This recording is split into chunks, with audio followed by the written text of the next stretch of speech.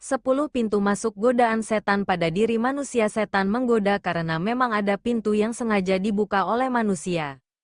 Melansir perkataan seorang ahli hikmah, Syekh As-Samarkandi menuturkan dalam kitab Tanbih Al-Ghafilin, ada 10 pintu yang menyebabkan godaan setan masuk pada diri manusia. Pertama, buruk sangka dan selalu merasa kurang terhadap pemberian yang ada. Kebalikannya adalah baik sangka dan qanaah atas apa yang diberikan Allah. Lantas apa yang memecahkan penyakit buruk sangka dan menguatkan rasa qanaah? Di antaranya adalah firman Allah. Dan tidak ada suatu binatang melata pun di bumi melainkan Allah lah yang memberi rezekinya. Qs Hud 11:6. Kedua, perasaan berumur panjang dan berangan-angan jauh. Kebalikannya adalah rasa takut terhadap kematian yang datang tiba-tiba. Kemudian apa yang memecahkan angan-angan panjang dan menguatkan rasa takut terhadap kematian tiba-tiba? Di antaranya adalah firman Allah. Dan tiada seorang pun yang dapat mengetahui di bumi mana dirinya akan meninggal. Quran Surah Luqman 31-34. Ketiga, gandrung terhadap kesenangan dan kenikmatan. Kebalikannya adalah keyakinan atas hilangnya nikmat dan buruknya pertanggungjawaban. Hisab, akhirat. Apa yang memecahkan kegandrungan dan menguatkan keyakinan itu? Di antaranya adalah firman Allah. Biarkanlah mereka, di dunia ini, makan dan bersenang-senang dan dilalaikan oleh angan-angan kosong. Maka kelak mereka akan mengetahui akibat perbuatan mereka. Quran Surah Al-Hijr 15:3. Keempat, sifat ujub dan takabur. Kebalikannya adalah sifat rendah hati dan rasa takut terhadap buruknya akibat. Apa yang memecahkan sifat ujub dan menguatkan rendah hati? Di antaranya adalah firman Allah.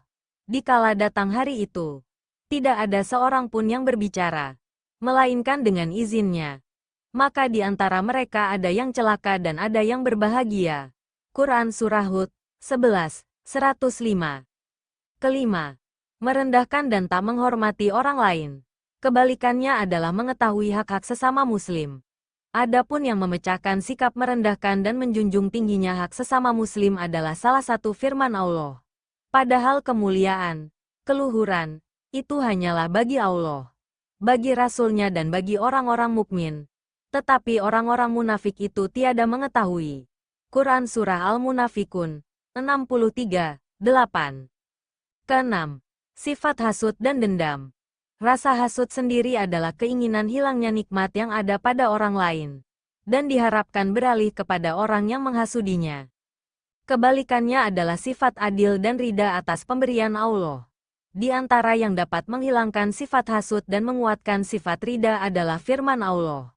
Kami telah menentukan antara mereka penghidupan mereka dalam kehidupan dunia, dan kami telah meninggikan sebahagian mereka atas sebagian yang lain beberapa derajat, agar sebagian mereka dapat mempergunakan sebagian yang lain. Dan rahmat Tuhanmu lebih baik dari apa yang mereka kumpulkan. Quran Surah Az-Zukhruf 43:32. Ketujuh, sifat ria dan selalu ingin dipuji orang lain. Lawannya adalah rasa ikhlas. Di antara yang dapat menangkal sifat ria dan membangkitkan rasa ikhlas adalah firman Allah. Barang siapa mengharap berjumpa dengan Tuhannya, maka hendaklah ia mengerjakan amal yang saleh dan janganlah ia menyekutukan seorang pun dalam beribadah kepada Tuhannya. Ikhlas.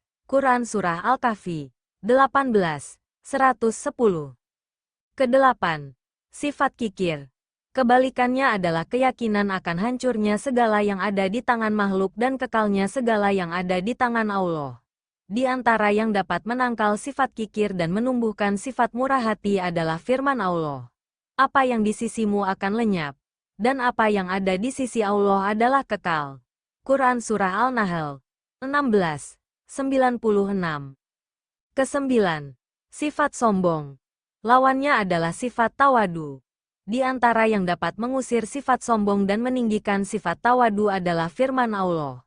Hai manusia, sesungguhnya kami menciptakan kamu dari seorang laki-laki dan seorang perempuan dan menjadikan kamu berbangsa-bangsa dan bersuku-suku supaya kamu saling kenal mengenal. Sesungguhnya orang yang paling mulia di antara kamu di sisi Allah ialah orang yang paling takwa di antara kamu. Quran Surah Al-Hujurat 49.